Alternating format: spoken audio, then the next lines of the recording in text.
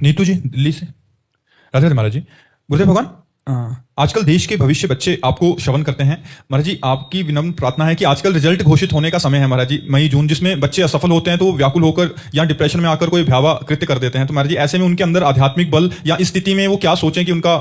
देखो, पहली बात तो होती है हम फेल तभी होते हैं जब हम अपने विषय पर अभ्यास नहीं करते। आज हमारे बच्चे ज्यादातर प्रमादी हो रहे हैं। मोबाइल, व्यसन, व्यभिचार, ये तीन बातें हमारे बच्चों में, नौजवानों में बहुत जोर से अपना प्रभाव दिखा रही हैं। मोबाइल में गंदे दृश्य देखना, मोबाइल में समय नष्ट करना, घंटों उसी में लगे रहना, खिलवाड़ करना, और कोई ना कोई नशा करने लगना, कोई ना कोई बॉयफ्रेंड गर्लफ्रेंड जैसी ऐसी गंदी बातें हृदय में धारण कर लेना।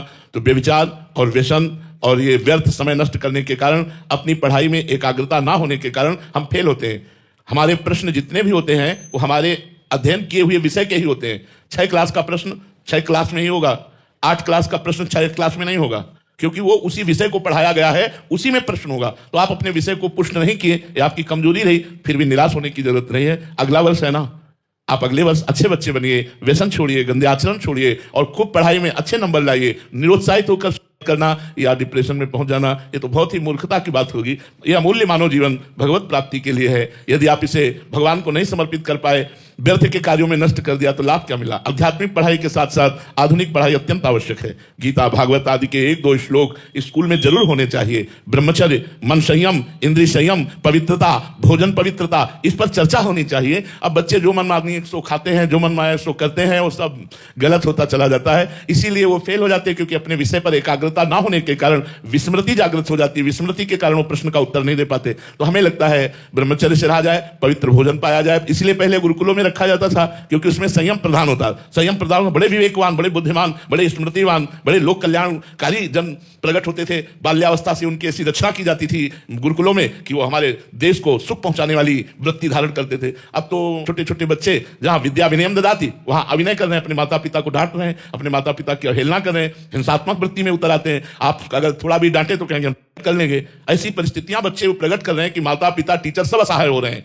तो यदि बच्चों को आध्यात्मिक शिक्षा मिले और वो अध्यात्म से जुड़े तो ही सुधार हो सकता है, अन्यथा आधुनिक पढ़ाई उनका सुधार नहीं कर पाएगी। आध्यात्मिक के बिना आधुनिकता उसको संभाल नहीं पाएगी और गड्ढे में गिरा देगी। जगदीश सिंह नेगी जी, देहरादून से। राधे राधे महाराज जी। महाराज जी, किसी जीव या साधक पर ईश्वर की कृपा और उच्च चेतना कब और कैसे प्रकट होती है? कहा नहीं जा सकता, कहा नहीं जा सकता। कब और कैसे, कहां और किस पर, कहा नहीं जा सकता। इसका उत्तर है कहा नहीं जा सकता। पता नहीं दया निधान कब, कहां, किस पर, कैसे रीझ जाए और कैसे कृपा हो जाए।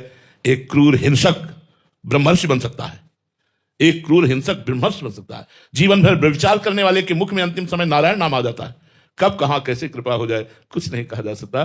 कृपा के लिए कोई विधान नहीं है, कोई संविधान नहीं है। वो कब, कहां, किस पर हो जाए, बस यही अहेतु की कृपा का यही चमत्कार है। जब वो हो जाती है तब समझ में आता है हम पर कृपा हो गई, पर हमारे अंदर कोई सद्गुण नहीं है, हमारे अंदर कोई पात्रता नहीं है, हम कृपा के लायक नहीं है, पर कृपा हो गई। अब हो गई तो जगत पूज्य बन जाएगा, वो भगवान का प्रिय बन जाएगा, वो महापुरुष बन जाएगा। कृपा है क्या बना दे। इसलिए कब, कहां, किस पर, कैसे, इसका उत्तर नहीं दिया जा सकता।